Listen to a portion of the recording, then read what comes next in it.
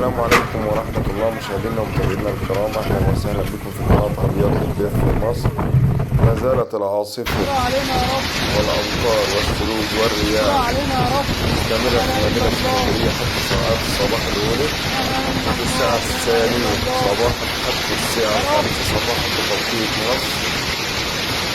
استمرار هبوط الرياح وسقوط الأمطار والثلوج في مدينة الإسكندرية حتى الآن. نسأل الله السلامة لأهلنا في اسكندرية، نسأل الله السلامة لأهلنا في اسكندرية.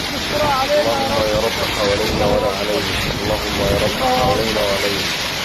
هذا ولم تشهد الإسكندرية منذ تسجيل المنام هذه الحالة الجوية السيئة التي أثرت على جميع البلاد وأدت إلى تأجيل امتحانات الشهادة الإعدادية في محافظة الإسكندرية. وتنتقل العاصفة إن شاء الله إلى محافظة البحيرة بعد الظهر.